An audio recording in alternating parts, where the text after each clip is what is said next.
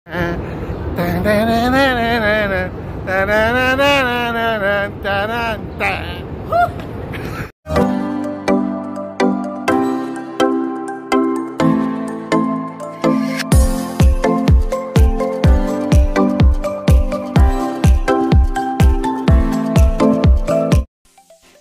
are entering Holland Tunnel. Good day everyone! Papunta kami ngayon sa New York City at dumadaan kami sa famous Holland Tunnel. Konting trivia lang tayo guys. Ang Holland Tunnel po ay inumpisahang gawin ng 1920 at natapos ito ng 1927. Almost 100 years old na po ang Holland Tunnel. Pero pag dumaan ka rito, ang ayos pa niya. Well-maintained kasi ang Holland Tunnel.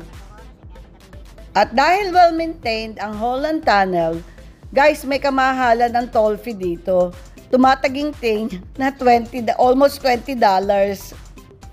Kaya nga kami guys, minsan lang magpunta sa New York City kasi mahal ang toll fee. By the way, papunta po kami ngayon sa may Brooklyn Bridge. Doon sa ilalim ng Brooklyn Bridge. Kasi sabi nila, maganda raw doon at first time kong pupunta.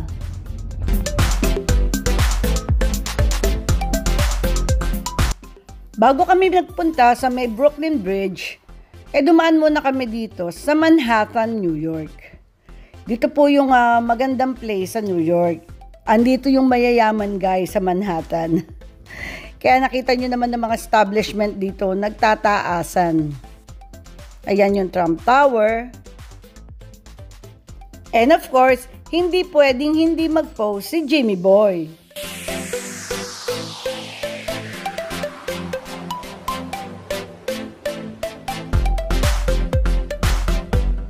At nandito rin ang mga high-end na mga stores. Gaya na lang nitong Chanel, Bulgari at marami pang iba.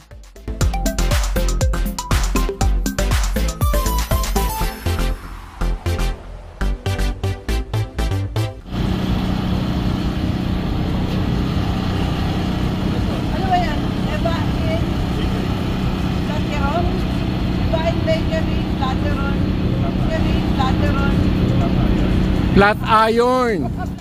Ano daw sabi ko? Flateron. Flat iron. At finally, nandito na kami sa may Brooklyn Bridge. Guys, ang hirap mag-park ka. Kanina pa kami umiikot. Pero may nakuha po kaming parking.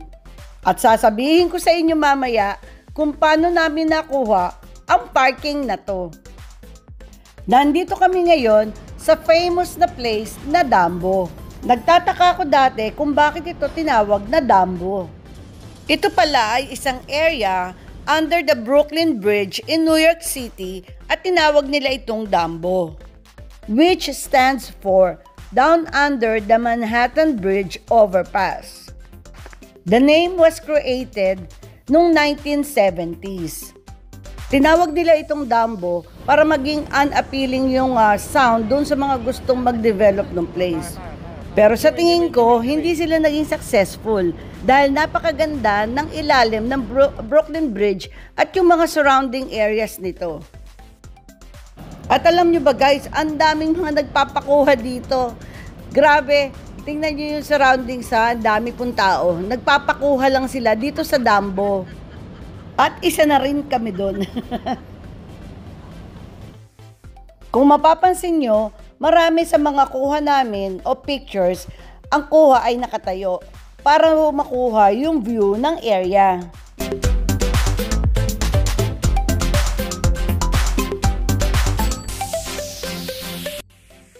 Gutom na kami guys at naghahanap kami ng makakainan dito sa area. Marami pong mga restaurant. At meron din mga art gallery at mga ibang shops.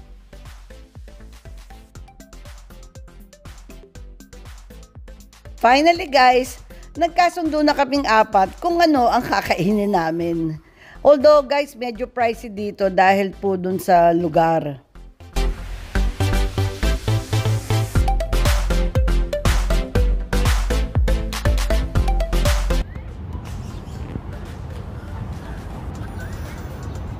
Kaway. Kaway! Ang kulit ni Fish. ate, no? Love, love, Fish? love, love, love. Fish? Love. Heart, heart.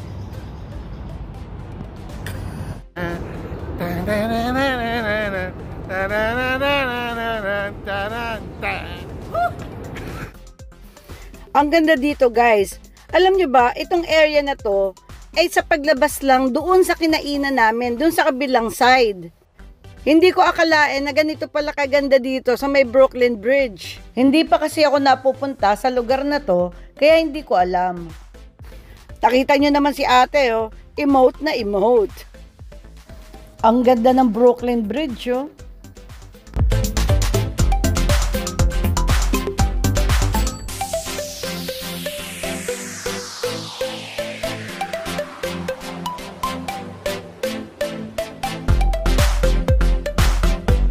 Wala lang, nakatambay lang.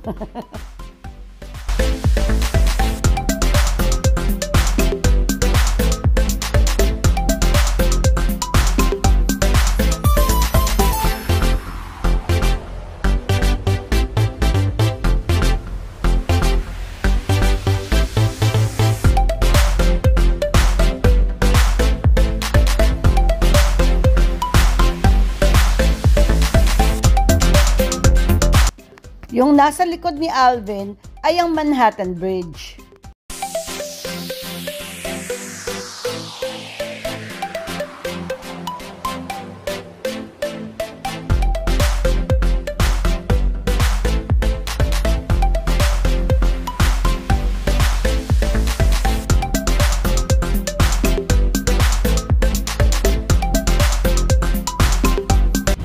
Guys, nandito kami ngayon sa Brooklyn Bridge.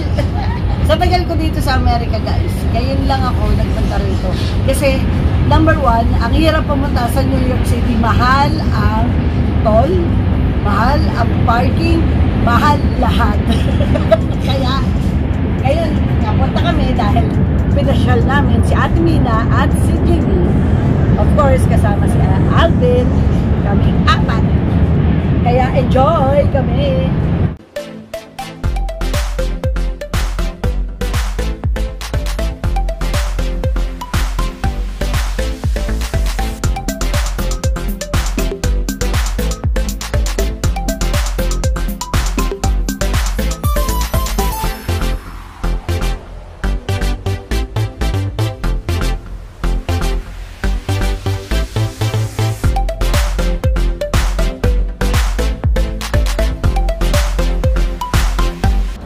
Guys, ang ganda ng view dito sa Brooklyn Bridge. Nandito kami sa ilalim ng Brooklyn Bridge. Kung nakikita nyo, yan ang infrastructure niya. Ito siya. Yan ang Brooklyn Bridge sa ilalim. At guys, kung makikita nyo, katabi naman niya ang Manhattan Bridge. Magkatabi lang sila. Ang ganda guys ng view dito. Walang sasakyan dumadaan. Talagang I think para sa mga turista to eh. Yung mga nagpapakuha, yung gusto nila magkaroon sila dito ng mga picture perfect, yung mga ganyan. At nandun sila ate sa kabilang side. Pupuntahan namin.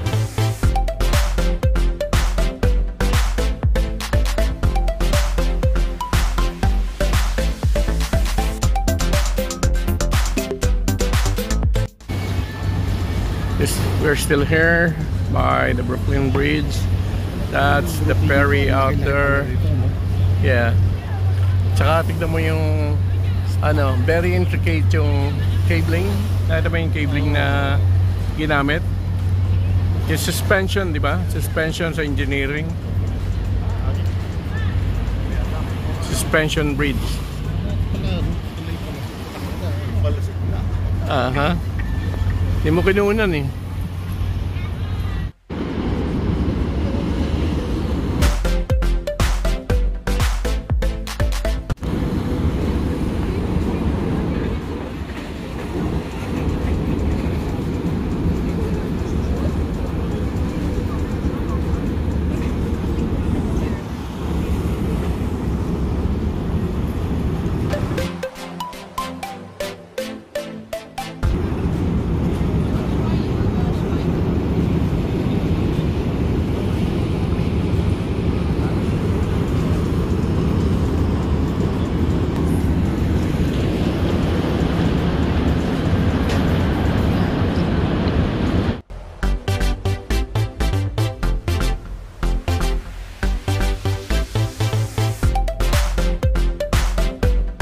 Batang Quiapo.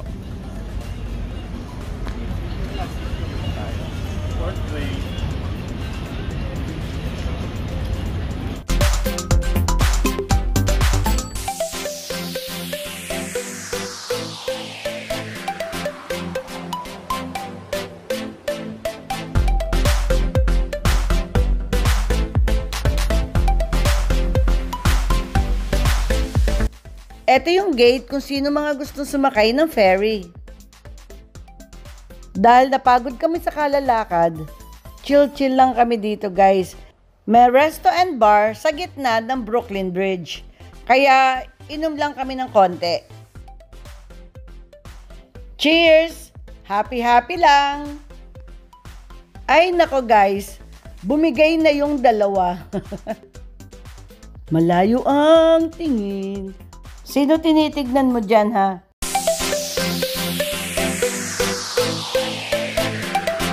Bago kami umuwi, dumaan muna kami sa Brooklyn Ice Cream Factory. Ang init kasi guys, kaya gusto ko ng ice cream. Para kahit papano lumabig ang pakiramdam ko. Kanina, sinabi ko sa inyo na ikukwento ko ang aming parking. Surprise! May ticket kami guys. Kaya pala walang nagpa-park doon sa lugar na yon, dahil bawal pala mag-park doon. Pero guys, ang liit-liit kasi ng sign na bawal mag-park. Kaya ito si Alvin, ginrab agad. Ayun, natikitan kami ng $100+ guys. Well anyway, hanggang dito na lang po ang aking vlog for today. And I hope nagustuhan nyo ang aming pag-explore sa Brooklyn Bridge. Until next time, bye!